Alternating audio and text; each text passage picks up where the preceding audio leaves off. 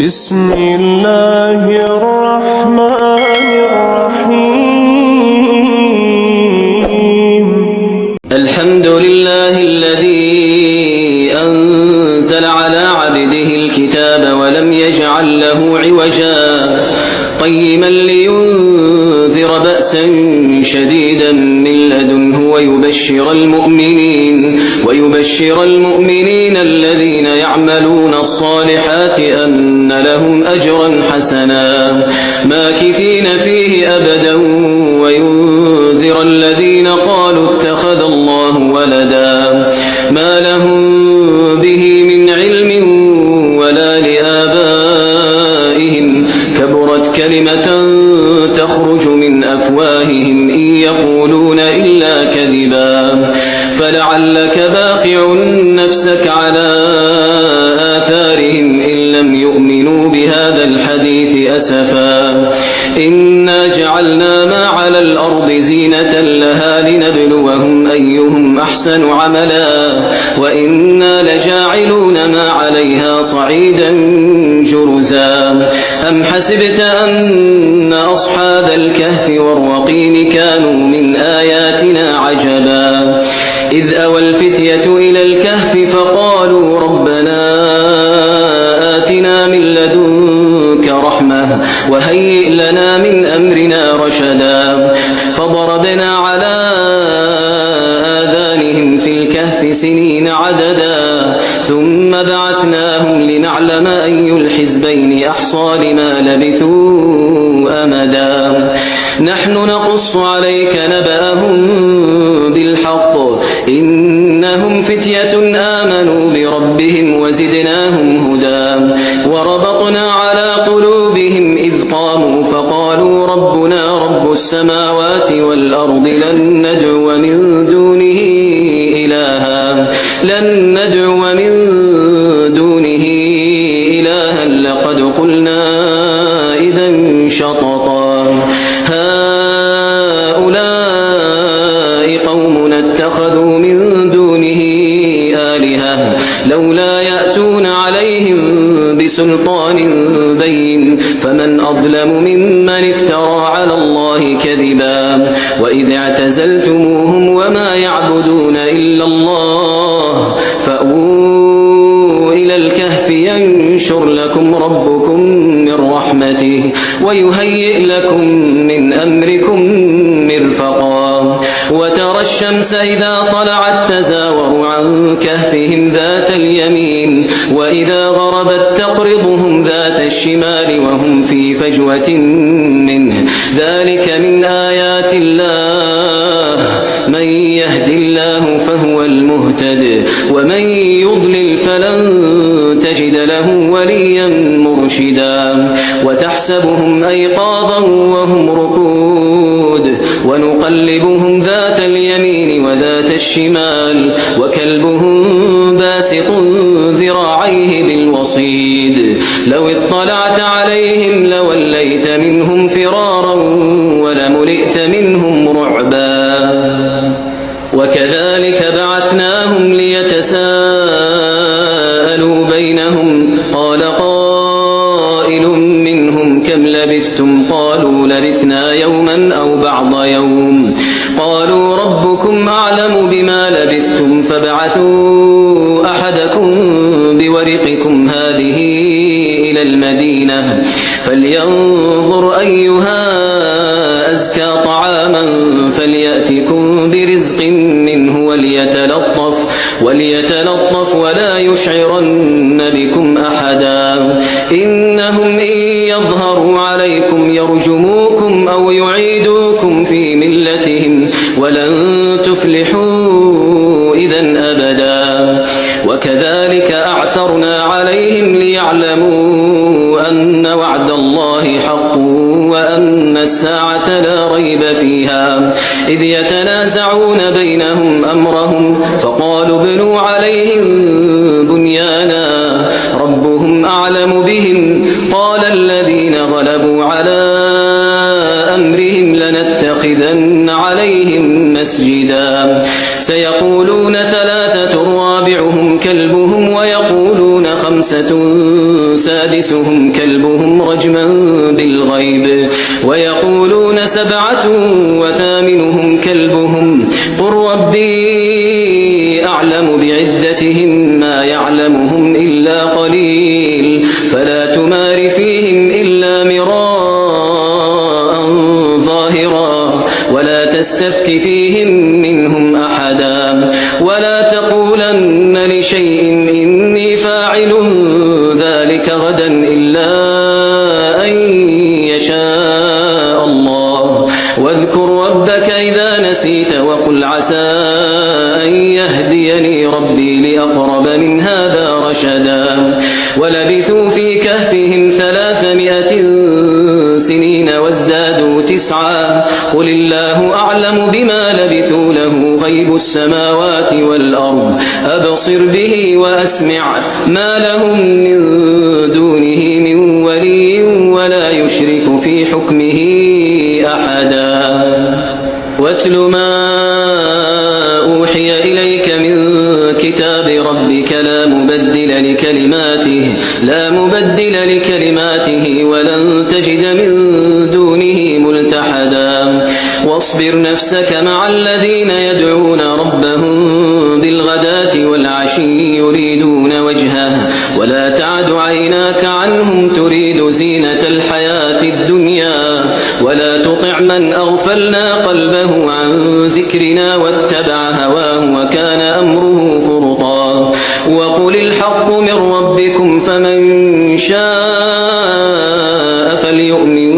ومن شاء فليكفر إنا أعتدنا للظالمين نارا أحاط بهم سرادقها وإن يستغيثوا يغاثوا بماء كالمهل يشوي الوجوه بئس الشراب وساءت مرتفقا إن الذين آمنوا وعملوا الصالحات إنا لا نضيع أجر من أحسن عملا أولئك لهم جنات عدن تجري من تحتهم الأنهار يحلون فيها من أساور من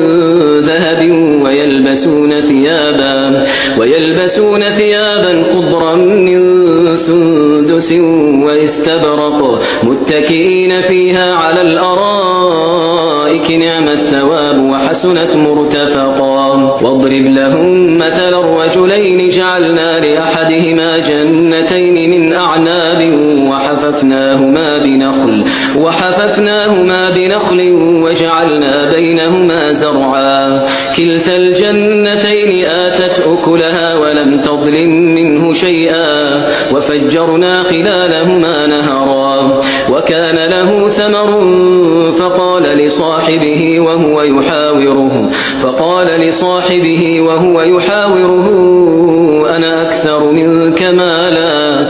أكثر منك مالا وأعز نفرا ودخل جنته وهو ظالم لنفسه قال ما أظن أن تبيد هذه أبدا وما أظن الساعة قائمة ولئن رددت إلى ربي لأجدن خيرا منها منقلبا قال له صاحبه وهو يحاوره أكفرت بالذي خلقك من تراب ثم من نطفة ثم سواك رجلا لكن هو الله ربي ولا أشرك بربي أحدا ولولا إذ دخلت جنتك قلت ما شاء الله لا قوة إلا بالله إن ترني أنا أقل منك مالا وولدا فعسى ربي أن يؤتيني خيرا من جنتك ويرسل عليها حسبانا من السماء فتصبح صعيدا زلقا أو يصبح ماؤها غورا فلن تستطيع له طلبا وأحيط بثمره فأصبح يقلب كفيه على ما أنفق فيها وهي خاوية على عروشها ويقول يا ليتني لم أشرك بربي أحدا ولم تكن له فئة ينصرونه من دون الله وما كان منتصرا هنالك الولاية لله الحق هو خير ثوابا وخير عقبا واضرب لهم مثل الحياة الدنيا كماء إن أنزلناه من السماء فاختلط به نبات الأرض فأصبح هشيما تذروه الرياح وكان الله على كل شيء مقتدرا المال والبنون زينة الحياة الدنيا والباقيات الصالحات خير عند ربك ثوابا وخير أملا ويوم نسير الجبال وترى الأرض بارزة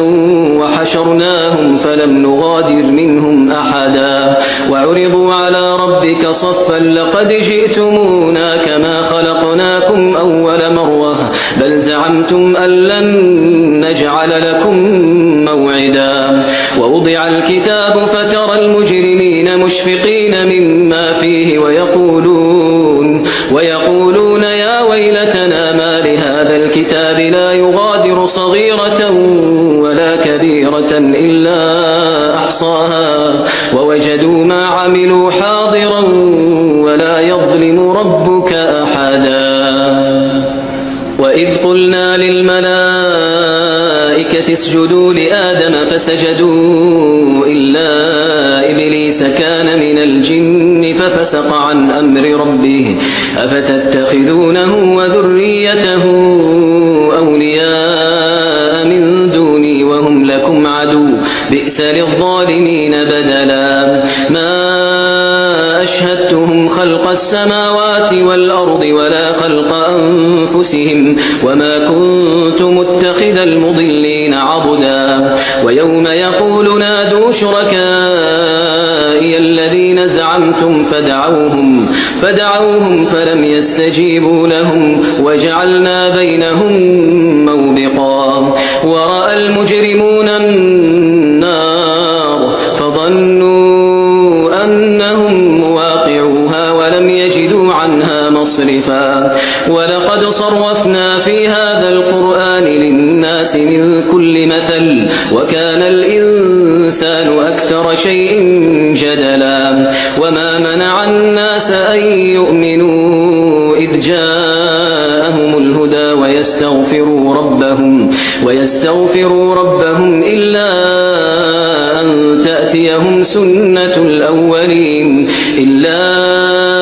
أن تأتيهم سنة الأولين أو يأتيهم العذاب قبلا وما نرسل المرسلين إلا مبشرين ومنذرين ويجادل الذين كفروا بالباطل ليدحضوا به الحق واتخذوا آياتي وما أنذروا هزوا ومن أظلم ممن ذكر بآيات ربه فأعرض عنها ونسي ما قدمت يداه إنا جعلنا على قلوبهم أكنة أن يفقهوه وفي آذانهم وقرا وإن تدعوهم إلى الهدى فلن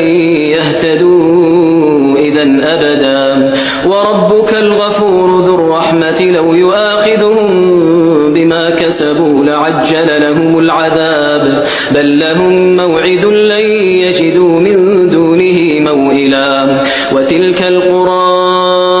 أهلكناهم لما ظلموا وجعلنا لمهلكهم موعدا وإذ قال موسى لفتاه لا أبرح حتى أبلغ مجمع البحرين أو أمضي حقبا فلما بلغا مجمع بينهما نسيا حوتهما فاتخذ سبيله في البحر سربا فلما جاوزا قال لفتاه آتنا غداءنا لقد لقينا من سفرنا هذا نصبا قال أرأيت إذ أوينا إلى الصخرة فإني نسيت الحوت وما ينسانيه إلا الشيطان أن أذكره واتخذ سبيله في البحر عجبا قال ذلك ما كنا نبغي فارتدا على آثارهما قصصا فوجدا عبدا من عبادنا آتيناه رحمة من عندنا وعلمناه من لدنا علما قال له موسى هل أتبعك على أن تعلمني مما علمت رشدا قال إنك لن تستطيع معي صبرا وكيف تصبر على ما لم تحط به خبرا قال ستجدني إن شاء الله صابرا ولا أعصي لك أمرا قال فإن اتبعتني فلا تسألني عن شيء حتى أحدث لك منه ذكرا فانطلقا حتى إذا ركبا في السفينة خرقها قال أخرقتها لتغرق أهلها لقد جئت شيئا إمرا قال ألم أقل إنك لن تستطيع معي صبرا قال لا تؤاخذني بما نسيت ولا ترهقني من أمري عسرا فانطلقا حتى إذا لقيا غلاما فقتله قال أقتلت نفسا زكية بغير نفس لقد جئت شيئا نكرا قال ألم أقل لك إنك لن تستطيع معي صبرا قال إن سألتك عن شيء بعدها فلا تصاحبني قد بلغت من لدني عذرا فانطلقا حتى إذا أتيا أهل قرية استطعما أهلها فأبوا أن يضيفوهما فوجدا فيها جدارا يريد أن ينقض فأقامه قال لو شئت لاتخذت عليه أجرا قال هذا فراق بيني وبينك سأنبئك بتأويل ما لم تستطع عليه صبرا أما السفينة فكانت لمساكين يعملون في البحر فأردت أن أعيبها وكان وراءهم ملك يأخذ كل سفينة غصبا وأما الغلام فكان أبواه مؤمنين فخشينا أن يرهقهما طغيانا وكفرا فأردنا أن يبدلهما ربهما خيرا منه زكاة وأقرب رحما وأما الجدار فكان لغلامين يتيمين في المدينة وكان تحته كنز لهما وكان أبوهما صالحا فأراد ربك أن يبلغا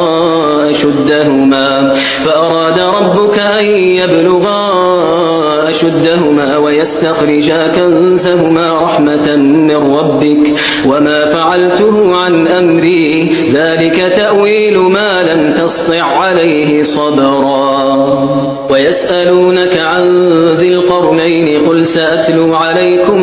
منه ذكرا إنا مكنا له في الأرض وآتيناه من كل شيء سببا فأتبع سببا حتى إذا بلغ مغرب الشمس وجدها تغرب في عين حمئة ووجد عندها قوما قلنا يا ذا القرنين إما أن تعذب وإما أن تتخذ فيهم حسنا قال أما من ظلم فسوف نعذبه ثم يرد إلى ربه فيعذبه عذابا نكرا وأما من آمن وعمل صالحا فله جزاء الحسنى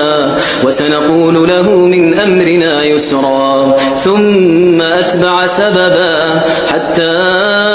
إذا بلغ مطلع الشمس وجدها تطلع على قوم لم نجعل لهم من دونها سترا كذلك وقد أحطنا بما لديه خبرا ثم أتبع سببا حتى إذا بلغ بين السدين وجد من دونهما قوما لا يكادون يفقهون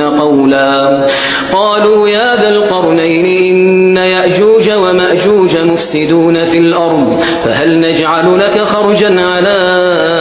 أن تجعل بيننا وبينهم سدا قال ما مكني فيه ربي خير فأعينوني بقوة أجعل بينكم وبينهم ردما آتوني زبر الحديد حتى إذا ساوى بين الصدفين قال انفخوا حتى إذا جعله نارا قال آتوني أفرغ عليه قطرا فما استطاعوا أن يظهروه وما استطاعوا له نقبا قال هذا رحمة من ربي فإذا جاء وعد ربي جعله دكاء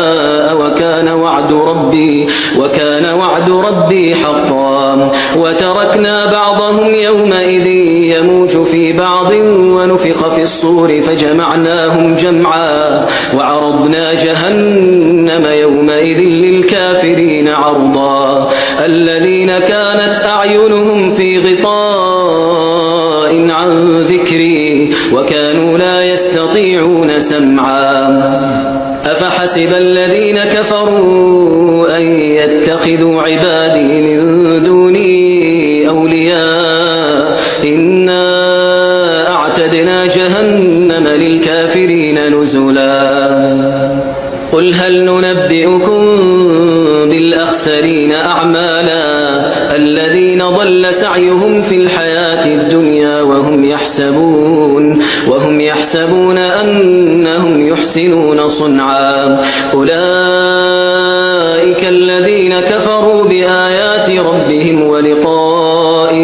ولقائه فحبطت أعمالهم فلا نقيم لهم يوم القيامة وزنا ذلك جزاؤهم جهنم بما كفروا واتخذوا آياتي ورسلي هزوا إن الذين آمنوا وعملوا الصالحات كانت لهم جنات الفردوس نزلا خالدين فيها لا يبغون عنها حولا قل لو كان البحر مدادا لكلمات ربي لنفد البحر قبل أن تنفد كلمات ربي ولو جئنا بمثله مددا قل إنما أنا بشر مثلكم يوحى إلي أنما إلهكم إله واحد فمن كان يرجو لقاء ربه فليعمل عملا صالحا ولا يشرك بعبادة ربه أحدا